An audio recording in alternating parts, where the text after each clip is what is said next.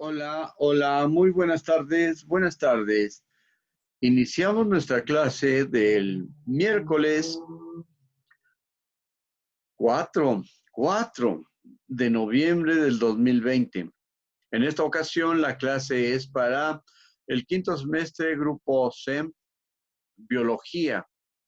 Estamos haciendo un repaso general de las células, su funcionamiento, clasificación, procariotas, eucariotas, vegetales, animales, etcétera. En esta ocasión vamos a analizar un proceso muy importante, el de la fotosíntesis, y cómo es que la fotosíntesis de alguna manera no solo es para las plantas, no nada más es para las plantas.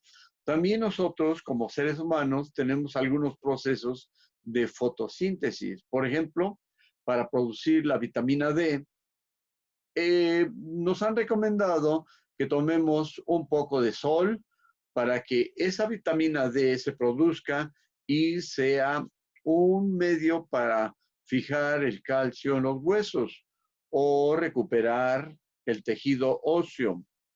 Luego veremos otro video que tiene que ver con la clasificación de células madre y cuál sería la función para la recuperación de algunos aspectos de salud o recuperación de la funcionalidad de nuestro organismo. Por ejemplo, hay algunos órganos que no son capaces de producir células madre, como el corazón, pero hay otros que sí, por ejemplo, el hígado y otras partes de nuestro organismo. Y entonces veremos algunos aspectos interesantes de cómo la célula como una entidad básica de vida, y al multiplicarse forman tejidos, órganos, los órganos forman la parte del cuerpo humano, todo ese asunto. Pero ahora vamos hacia atrás un poquito. Empezamos por el aspecto de la fotosíntesis y luego nos vamos al aspecto de las células madre. Bien, y pues este es un bonito recorrido, y ese recorrido nos dará alguna información básica de la maravilla de la naturaleza. La naturaleza es algo interesante. Es una forma de ir juntando elementos básicos, como lo vimos en el capítulo 1, cuando vimos biomoléculas primarias, secundarias, orgánicas, etcétera, y cómo la diversidad de los compuestos del carbón a lo largo del tiempo, unos que 1.500 millones de años o más, empezaron a formar los seres o las formas más básicas de vida unicelulares. Pero se ha demostrado que la vida también está presente en en algunas partes del universo. Y entonces, lo más básico del mundo, de la vida, está dentro de algún meteorito, y esos nos traen algunas bacterias, virus y otros elementos importantes que, bueno, pues poco a poco en algún momento se van a liberar.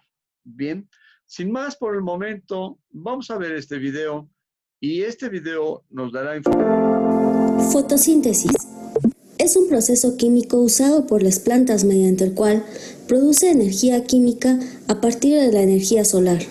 Gracias a la energía del sol, las plantas convierten el agua del suelo y el dióxido de carbono que se encuentra en el aire en glucosa. Imagina que es una fábrica donde con estos dos ingredientes va a crear glucosa, que viene siendo energía. La fotosíntesis es el proceso químico más importante del planeta, ya que mediante este se sintetizan sustancias orgánicas a partir de la energía solar.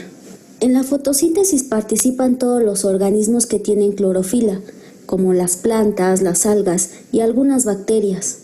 La fotosíntesis se lleva a cabo en 2 pasos. Número 1, la fase luminosa, y número 2, la fase oscura. Pero el día de hoy vamos a hablar de la fase luminosa, así es que comenzamos.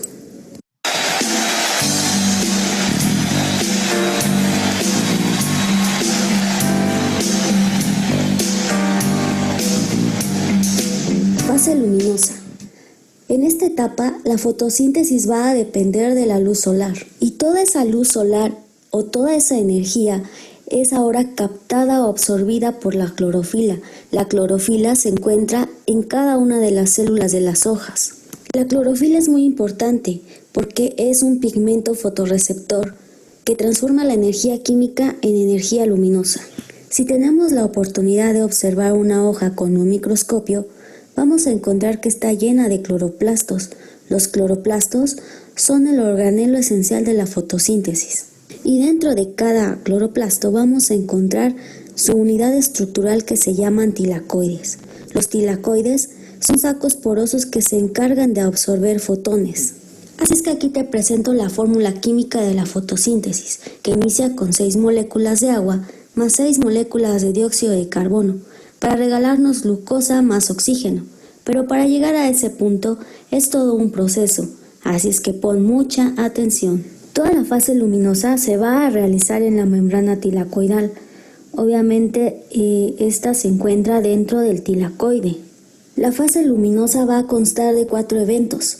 Número 1, la fotoexcitación de la clorofila. Número 2, la fotólisis del agua. Número 3, la fotofosforilación del ADP. Y número 4, la fotorreducción. Estas pequeñas bolitas que tienen forma de chicharitos son los tilacoides, y si los acercamos un poco más se verían como esta cosa rara.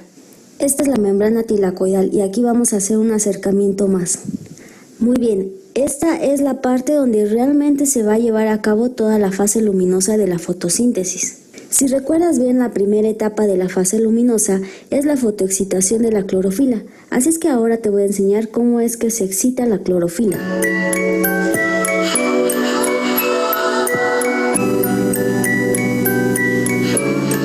No, basta, alto. No es ese tipo de excitación. Cuando nos referimos a la palabra excitación, quiere decir que hay una respuesta a algún tipo de estímulo. En este caso, la clorofila va a reaccionar o va a excitarse al estímulo de la luz solar. Así es que quiero presentarte al fotosistema número 1 y este es el fotosistema número 2.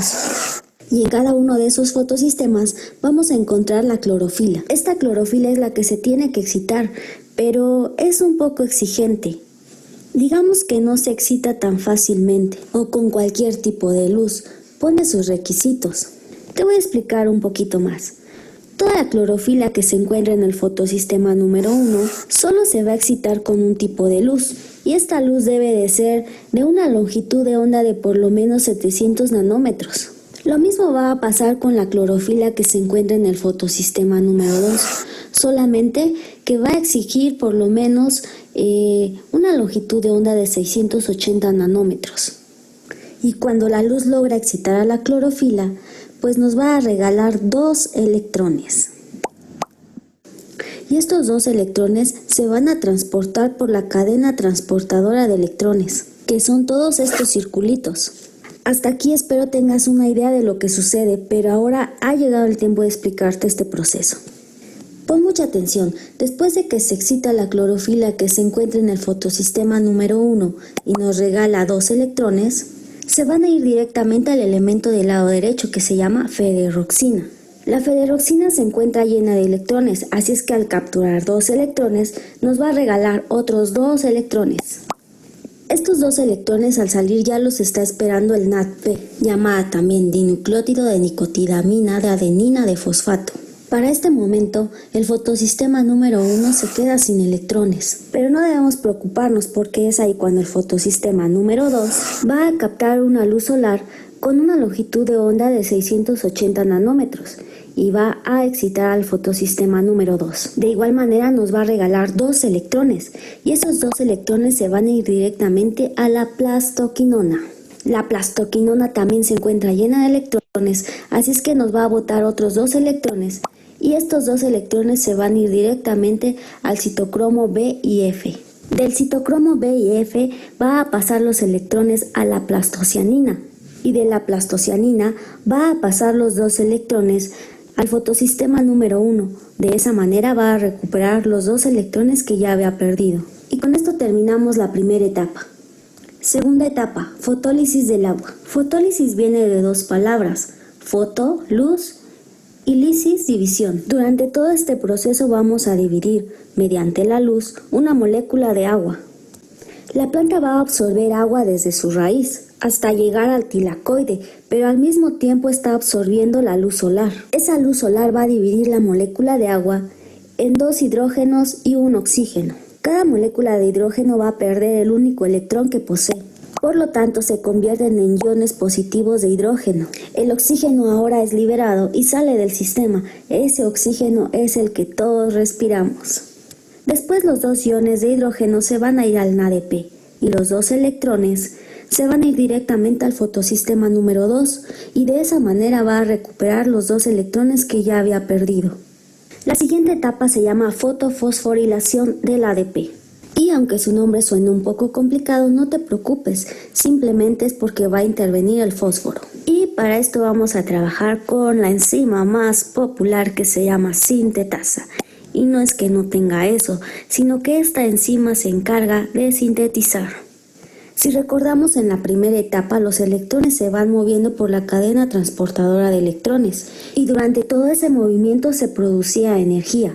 Y esa misma energía bombeaba protones desde el estroma hasta el interior del tilacoide. Y todo eso que se acumulaba ahí es conocido como el gradiente protónico. Todos estos protones van a activar el ATP sintetasa. Una vez activada la enzima sintetasa, va a tomar una molécula de ADP y una de fósforo para regalarnos así ATP, la moneda energética.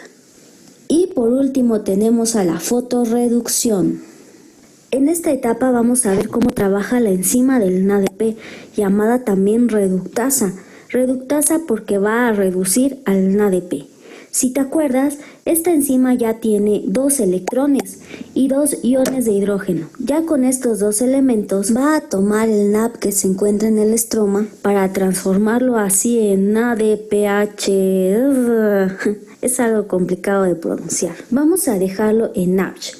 Recuerda la palabra NAPH, ya que es muy importante en la fase luminosa la conversión del NAP al NAPH. Prácticamente con esto terminamos las 4 etapas de la fase luminosa.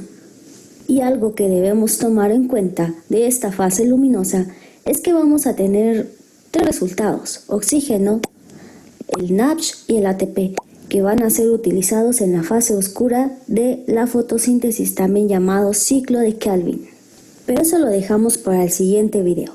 Espero te haya servido de ayuda esta pequeña información. No olvides suscribirte y regalarme. Órale, muy interesante. Todo es un proceso químico, biológico. Y entonces es más químico ese proceso. ¿Por qué? Porque este proceso del agua lo separa y entonces obtiene el hidrógeno, pero al mismo tiempo lo transforma eléctricamente el hidrógeno y forma un ion, etcétera. Está muy interesante.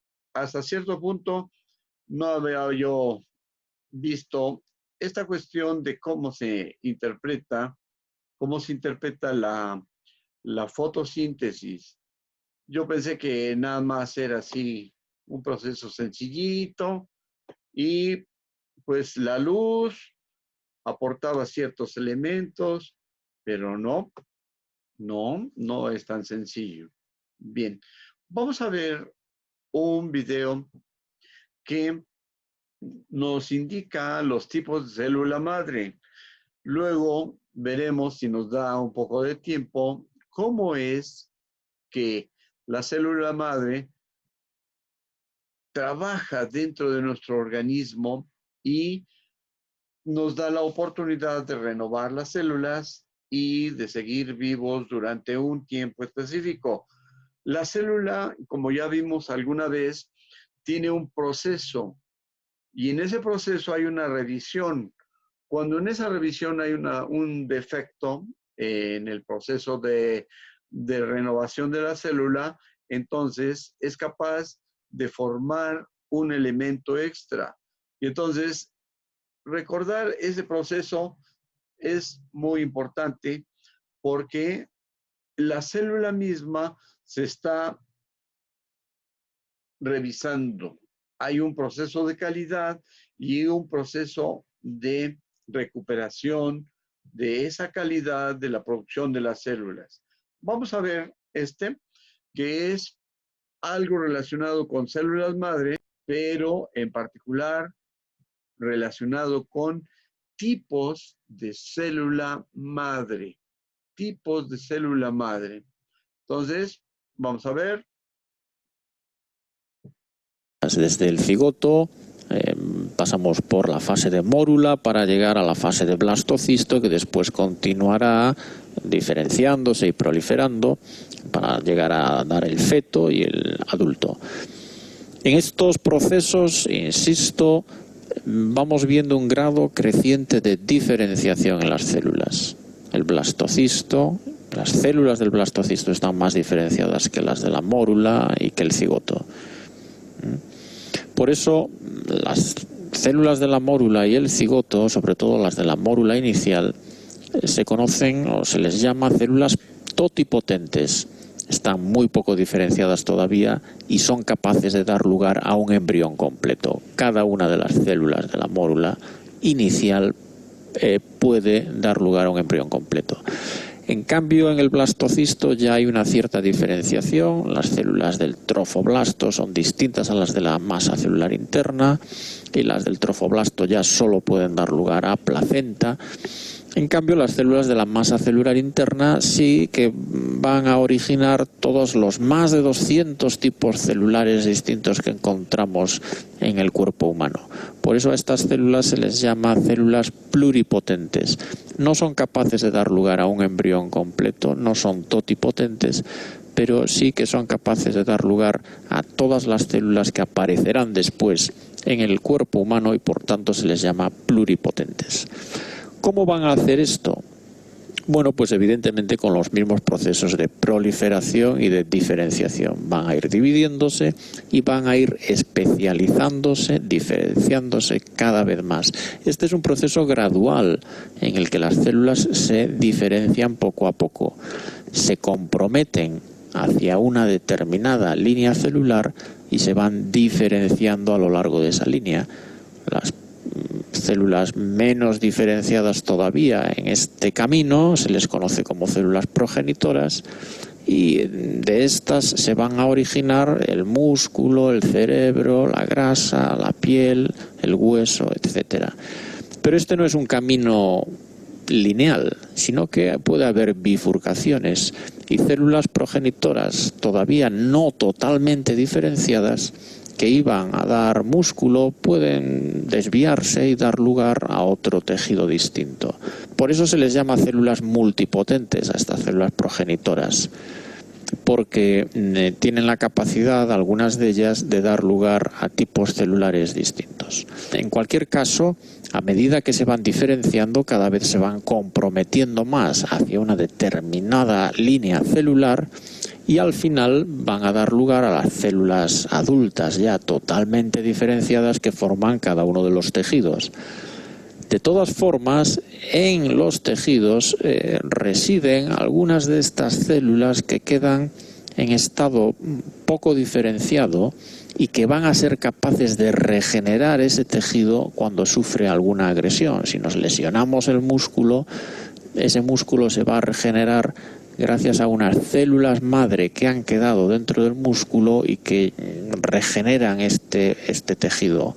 Y esto sucede en los distintos tejidos que tenemos en el cuerpo humano. Estas células que quedan ahí son las que se conocen como células madre somáticas o adultas, porque está en el cuerpo humano, en cada uno de los órganos y tejidos que forman el cuerpo humano, y son las encargadas de regenerar esos tejidos cuando sufren alguna agresión.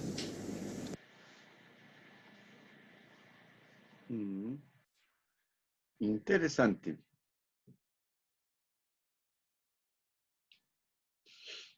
En el video acerca de la meiosis nos quedamos en que teníamos dos gametos. Teníamos un espermatozoide y un óvulo. Permítanme dibujar al espermatozoide. Así que teníamos el espermatozoide y teníamos un óvulo por acá. Y ya sabemos qué ocurre después. El espermatozoide fecunda el óvulo y toda una cascada de eventos empieza a ocurrir. Las paredes del óvulo se vuelven impermeables a los demás espermatozoides, de manera que solo un espermatozoide pueda entrar. Pero ese no es el objetivo de este video. El objetivo de este video es ver qué ocurre con este óvulo fecundado. ¿Qué ocurre con él una vez que se ha convertido en un cigoto? Y vimos en los videos acerca de la meiosis que cada uno de estos era haploide, o que tenían la mitad del número normal de cromosomas. Haploide. Haploide. En cuanto el espermatozoide fertiliza este óvulo, tenemos un cigoto diploide. Voy a dibujar eso. Ahora vamos a tener un cigoto diploide, que va a tener un número doble de cromosomas, o que va a tener el número completo de cromosomas de acuerdo con lo que una célula normal del cuerpo humano tendría.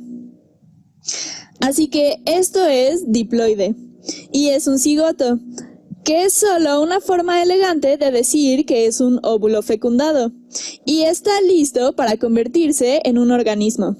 Así que inmediatamente después de que ocurre la fecundación, este cigoto comienza a experimentar una segmentación. Está experimentando una mitosis. Ese sería el mecanismo, pero no aumenta mucho de tamaño. Así que esta de aquí se convertirá en 2, solo se va a dividir a través de la mitosis en 2, así. Y por supuesto, estos son diploides. Y luego estos se van a dividir en 4. Y cada uno de ellos tienen la misma información genética que el primer cigoto. Y se sigue dividiendo. Y esta masa de células, le podríamos llamar así, se conoce como mórula. Y esta palabra viene del latín morum, que significa mora, porque se ve como una mora. Así que voy a resumir un poco todo esto. Empezamos con un cigoto, que es un óvulo fecundado, y comienza a duplicarse por medio de la mitosis, y terminamos con un montón de células. A menudo, el número de células va a ser una potencia de 2, ya que estas células, por lo menos en las etapas iniciales, se están duplicando todas a la vez. Y luego tenemos esta mórula. Mórula. Ahora, una vez que la mórula tiene aproximadamente 16 células, y estamos hablando de que esto sucede en 4 o 5 días, empiezan a diferenciarse un poco. Esto se convierte en una estructura de tipo esférica. Lo voy a dibujar por aquí. Permítanme hacer algunas células externas. Esto sería una sección transversal de la mórula. La mórula va a parecerse más a una esfera. Estas son las células externas y aquí tenemos las células internas. Al conjunto de células externas se les llama trofoblasto. Trofoblasto. Y las células internas, y esto es el eje central de este video, al conjunto de células internas se les llama embrioblasto. Y lo que va a ocurrir a continuación es que un líquido va a comenzar a rellenar este espacio entre el embrioblasto y el trofoblasto. Así que van a empezar a tener un poco de líquido. Entonces llegará un momento en el que la mórula se verá así, como la dibujaré enseguida. El trofoblasto o la membrana externa va a ser una enorme esfera de estas células. Y todo esto está sucediendo mientras se siguen replicando por medio de la mitosis. Ahora el trofoblasto se va a ver así. Y el embrioblasto se va a ver así. Este es el embrioblasto. Embrioblasto. Ahí estaba ya. A veces también se le llama masa celular interna. Masa celular interna. Y esto es lo que se va a convertir en el organismo. Y solo para que conozcas un par de nombres que se encuentran involucrados aquí, si estamos hablando de un organismo de tipo mamífero, y nosotros somos mamíferos, decimos que tenemos un cigoto que se convierte en una mórula, y las células de la mórula comienzan a diferenciarse en el trofoblasto y el embrioblasto. Y aquí se forma este espacio en el que se encuentra el fluido, y se le llama blastocele. Blastocele. Y una vez que esto se forma, a esto se le llama blastocisto. A todo esto se le llama blastocisto. Y este es el caso en los seres humanos.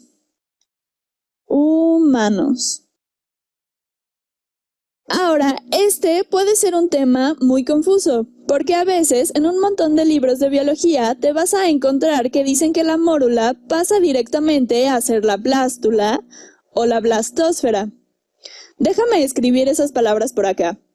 Así que a veces te puedes encontrar que los libros dicen que se pasa de la mórula a la blástula, a veces llamada blastósfera. Y quiero dejar muy claro que estas son esencialmente las mismas etapas en el desarrollo para cualquier especie. En varios libros te encontrarás que van a empezar a hablar de ranas o renacuajos o cosas por el estilo, y esto se aplica a ellos. Mientras que si estamos hablando de mamíferos, especialmente los que están estrechamente relacionados con nosotros, a esta fase se le llama fase de blastocisto. Y la verdadera diferencia es que cuando la gente habla solo de la blástula o blastósfera, no necesariamente existe esta diferenciación entre estas células externas y estos embrioblastos, o esta masa celular interna. Pero dado que el objetivo de este video es hablar acerca del ser humano, vamos a centrarnos en el blastocisto. Ahora bien, todo lo que hemos dicho en este video era para llegar a este punto, porque lo que tenemos aquí, estas pequeñas células verdes que dibujé aquí en el blastocisto, esta masa celular interna, esto es lo que se va a convertir en el organismo. Y puede que te estés preguntando, si ese es el organismo, entonces, ¿qué son estas células moradas de aquí, este trofoblasto? Eso se va a convertir, en el caso de los humanos, en la placenta. Se va a convertir en la placenta. Y la placenta es el órgano dentro del cual el embrión se desarrolla. Y es la interfaz, esencialmente en los seres humanos y en los mamíferos, entre el feto en desarrollo y su madre. Se podría decir que es la superficie de intercambio que separa a estos dos sistemas y que permite se den las funciones necesarias entre ellos. Pero ese no es el tema central de este video. El objetivo de este video es el hecho de que estas células, que en este punto ya se han diferenciado de las células de la placenta, pero todavía no han decidido en qué se van a convertir, tal vez esta célula y sus descendientes comienzan a volverse parte del sistema nervioso, mientras que estas células de aquí podrían convertirse en el tejido muscular y estas células podrían convertirse en el hígado. Estas células son llamadas células madre embrionarias. Y probablemente esta es la primera vez en este video que estás escuchando un término que podrías reconocer. Y solo para presentarles un nuevo término, tenemos este cigoto y en cuanto se comienza a dividir, a cada una de estas células se le llama blastómero. Y posiblemente te estás preguntando, ¿por qué siguen apareciendo palabras que contienen el término blast en los videos sobre embriología? Es porque viene del griego para germen, blastos, que puede ser definido como un tejido biológico que da origen a un ser vivo.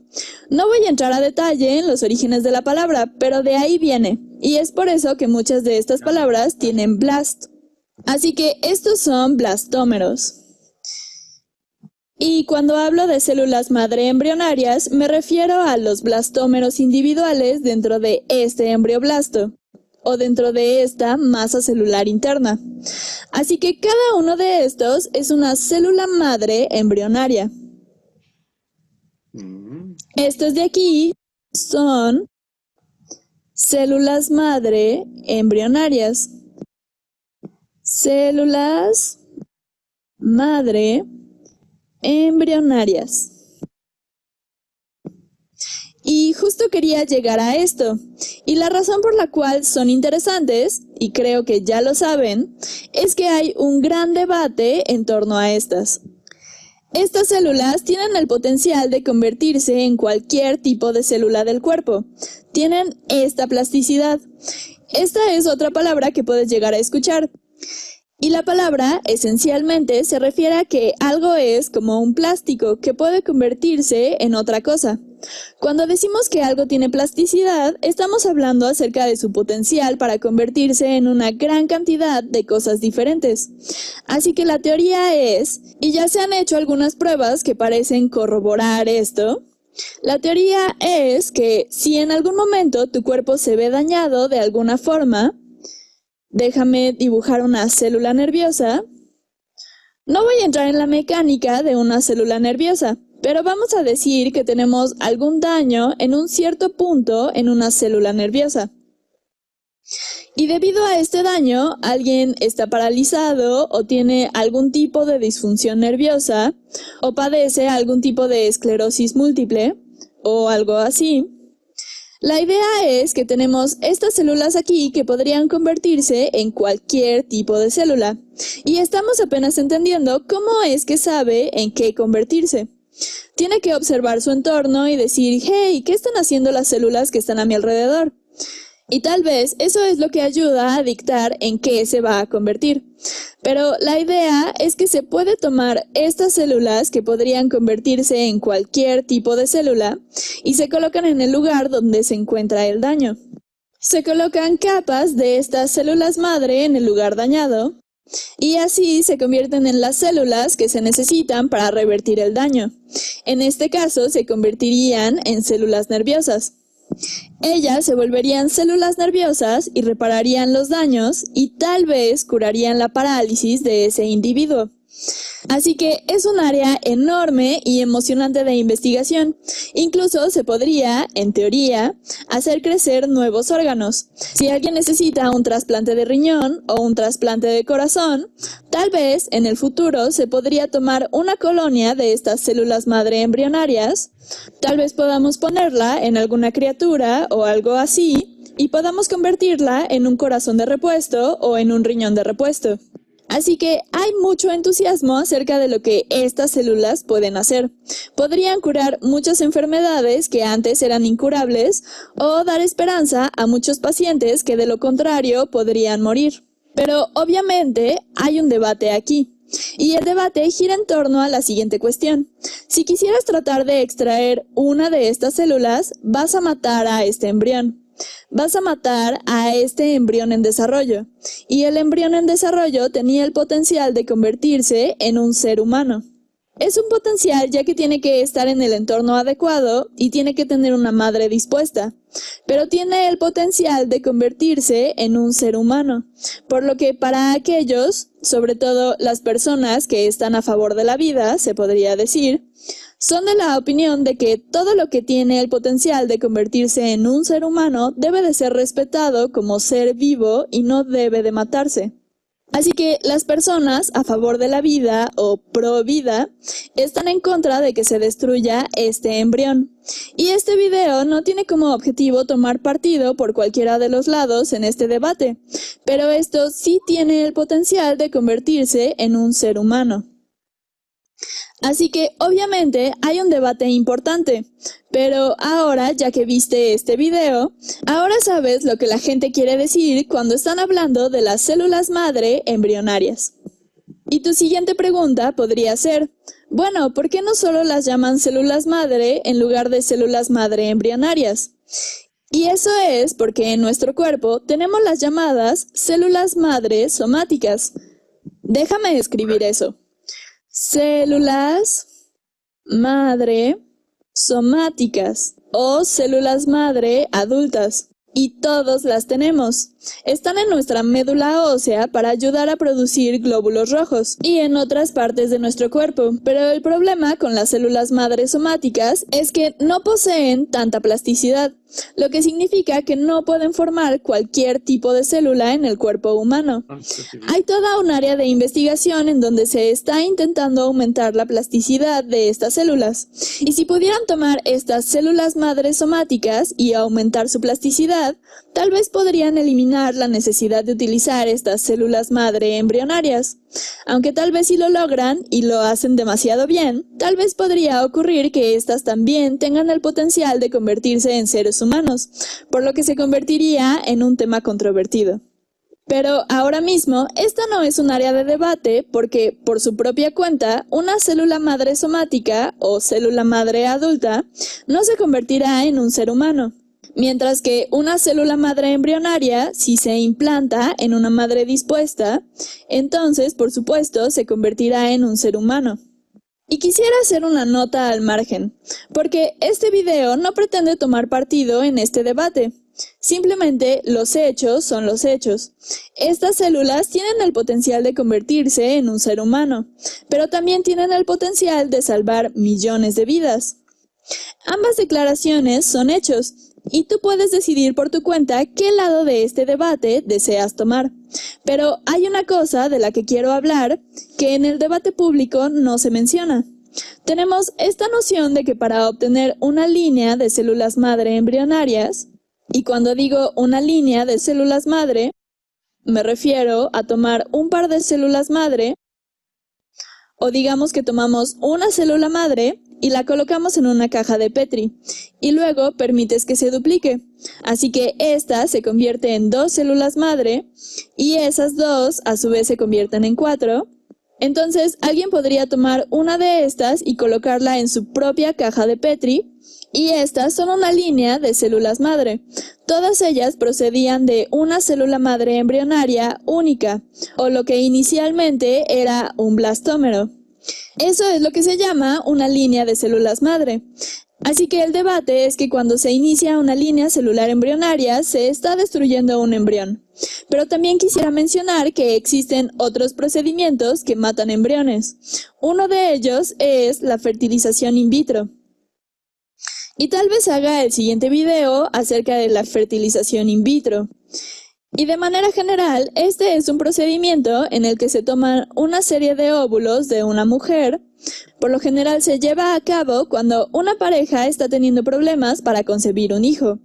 Se llevan un montón de óvulos de la mujer, digamos que toman tal vez de 10 a 30 óvulos de la mujer. Se realiza una cirugía para sacarlos de los ovarios de la mujer y luego los fertilizan con semen, ya sea que éste provenga del padre o de un donante. Por lo que todos estos se convierten en cigotos una vez que se han fertilizado con el esperma. Así que todos estos se convierten en cigotos y luego dejan que se desarrollen. Y por lo general los dejan desarrollarse hasta la fase de blastocisto. Así que ellos se convierten en blastocistos. Tienen un blastocele en el centro, que es esta área con líquido. Tienen la masa celular interna.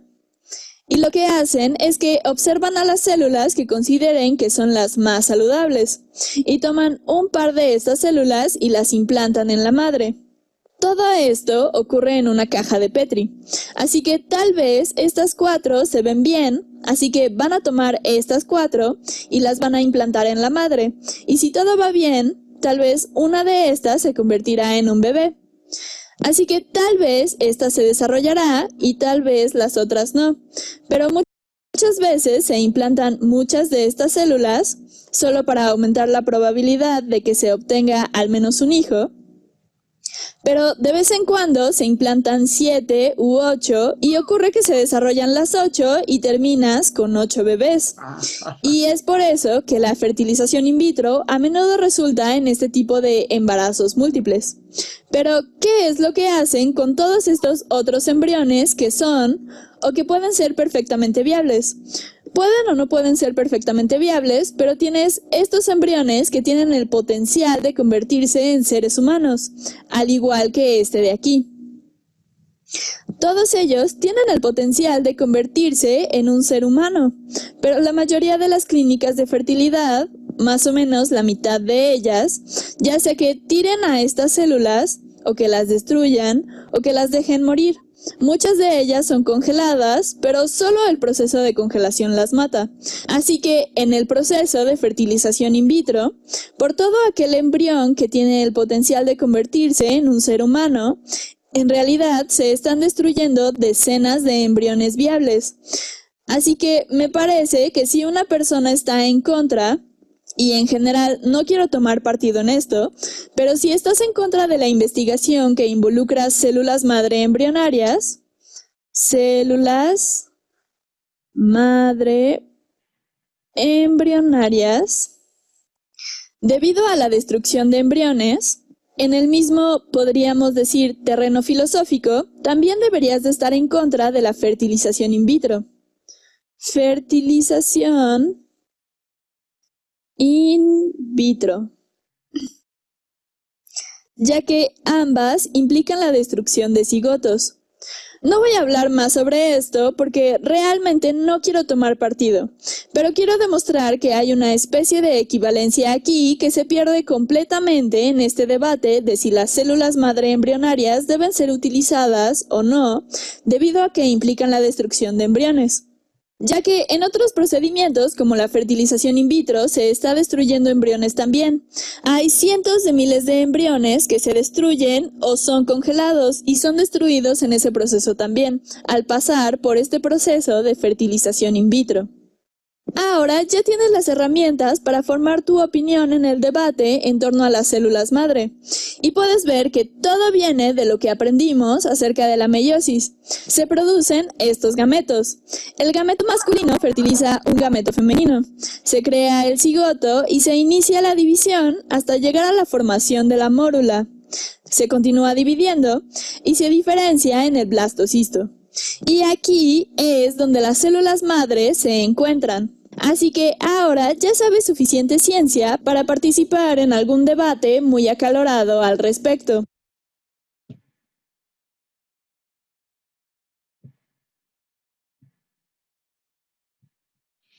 Bien, pues muy interesante. La biología es una de las áreas del conocimiento muy interesante porque está relacionada con nosotros y pues en tiempos de pandemia es muy importante saber. Por el momento llegamos hasta ahí agradeciendo la futura atención a este video y pues nos retiramos dando las gracias por este tipo de material que pudimos localizar y pudimos utilizar para compartir. Gracias.